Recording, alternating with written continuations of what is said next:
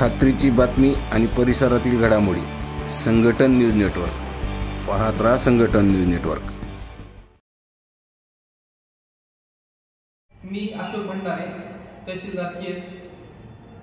सर्व जनता तालुका केज यांना आवाहन करतो की ज्या खातेदारांचे शेती असलेले खातेदार ज्यांचे नैसर्गिक आपत्ती नुकसान शेती पीक नुकसान अनुदान वाटप बाकी आहे त्यांनी येत्या 15 दिवसांमध्ये सर्व शेती पिकाचं अनुदान आपल्या नावावर जेवढे आहे ते संबंधित तलाठी यांच्याशी संपर्क साधून त्यांनी त्यांचं अनुदान तलाठ्याकडे ई-केवायसी करून त्यांच्या अकाउंट खात्यावरती जमा करून घेण्याची विनंती करत आहे. यामध्ये 20 जून 2023 जो शासन निर्णय आहे त्याच्यामध्ये एकूण 1764 शेतकरी संख्या पेंडिंगची आहे. त्याच्यामध्ये रक्कम आहे 63,43,86,86 रुपये. त्याच्यानंतर शासन निर्णय आहे 17 मे 2023. याच्यामध्ये 27 शेतकरी पेंडिंगचे आहेत. त्याच्यामध्ये 1,48,650 रुपये बाकी आहेत अजून देणं. त्याच्यानंतर शासन निर्णय 2022 याच्यामध्ये 197 शेतकरी संख्या ई-केवायसी पेंडिंगची आहे. त्याच्यामध्ये 17,51,986 असे एकूण 1,988 शेतकरी आपल्या तालुक्यामध्ये अजून ई-केवायसी पेंडिंगची असल्यामुळे त्यांच्या बँक अकाउंटवरती सदरील रक्कम जमा होण्यासाठी विलंब होत आहे. त्यांनी ई-केवायसी जर केली तर तात्काळ सदरील रक्कम त्यांच्या अकाउंटवरती त्यांच्या बँकेच्या खात्यावरती जमा होईल. त्याकरिता सदरील खातेदारांनी जे कुठं पुण्याला असतील किंवा मुंबईला असतील यांनी त्यांचे जर नातेवाईक गावामध्ये असतील तर त्यांचे आधार क्रमांक घेऊन मोबाईल नंबर घेऊन संबंधित तलाठी यांच्याकडे जाऊन सदरील त्यांनी ई-केवायसी करून घ्यावी. त्याच्यानंतर ती जी रक्कम आहे ती संबंधित जो शेतकरी खातेदार आहे त्याच्याच खात्यावरती जमा होईल.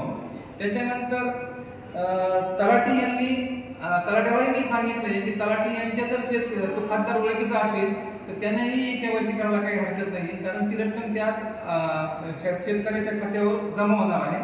त्यामुळे सदरील रक्कम तात्काळ जमा करून घेण्याबाबत सर्व जनतेने तलाठी यांच्याशी संपर्क साधावा. त्याच्यानंतर दुसरा विषय, एक महत्वाचा विषय आहे. केंद्र शासनाने आपला बीड जिल्हा हा ॲग्रिस्टॅगसाठी निवडलेला आहे. ॲग्रिस्टॅग मध्ये प्रत्येक शेतकऱ्याला ज्याच्या नावावर सातबारा असेल अशा सर्व शेतकऱ्यांना त्याच्यामध्ये शेतकऱ्याची फार्मर आयडी मिळणार आहे.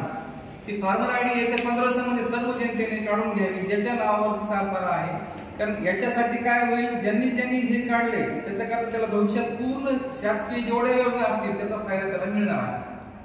तरी सर्व जनतेची विनंती आहे जे खातेदार राहिलेले आहेत त्यांनी सगळी रक्कम आपल्या खात्यावर जमा करण्यासाठी तलाठी यांच्याशी संपर्क साधावा. तसेच फार्मर आयडी काढून घेण्यासाठी आपल्या नजीकच्या CSC सेंटरवरती भेट देऊन त्यांच्याकडे आधार, सातबारा किंवा तुमचं जे हे असेल मोबाईल नंबर असेल ते घेऊन जाऊन तुमचे आधार लिंक करून घ्या. त्या 15 दिवसामध्ये हे कार्यवाही पूर्ण करायची. फार्मर आयडी CSC सेंटरला पण घेता येतील.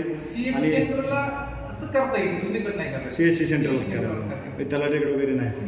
CSC सेंटरकडे आपली माहिती काही आवश्यकता नाही. CSC सेंटरला गेल्याच्या नंतर तुमचं तिथे बँक आधार नंबर टाकला तुमच्या खात्यावर जेवढं क्षेत्र आहे ते दाखवा, तुमचा फोटो आणि त्याला ते त्यानंतर किती दिवसांना मिळू शकते नंतर फार्मर आयडी? फार्मर आयडी त्याला दुसऱ्या दिवशी लगेच सकाळी पोस्ट नाही येणार का काय? कसं लगेच त्याला कार्ड आहे आपलं, जसं पॅन कार्ड आहे किंवा आपलं आधार कार्ड आहे त्याप्रमाणे शेतकऱ्याला कार्ड मिळणार.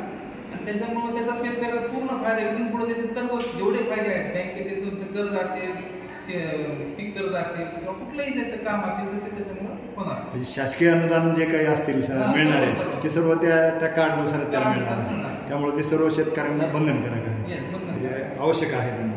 आणि केज तालुक्यातल्या 1988 शेतकऱ्यांचं हे काम बाकी आहे आता अनुदानाचं आहे. वाटप पद्धतीमध्ये ई-केवायसी पूर्ण केल्यामुळे 1988 शेतकरी आणि 82,43,722 रुपये एवढी रक्कम आपल्या 83,722 रुपये अद्यापर्यंत रक्कम आपल्याकडे जमा आहे, खात्यावरती इथं जमा आहे आपल्या.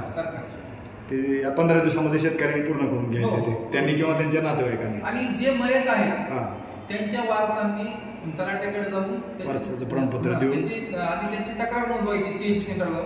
CSC सेंटर तक्रार नोंदवून ते तलाठ्याकडे वर्ग करेल, त्याच्यानंतर त्यांचे पेमेंट त्यांच्या खात्यावरती जमा होईल वारसाचे. ठीक आहे. चॅनलला लाईक करा, सबस्क्राईब करा.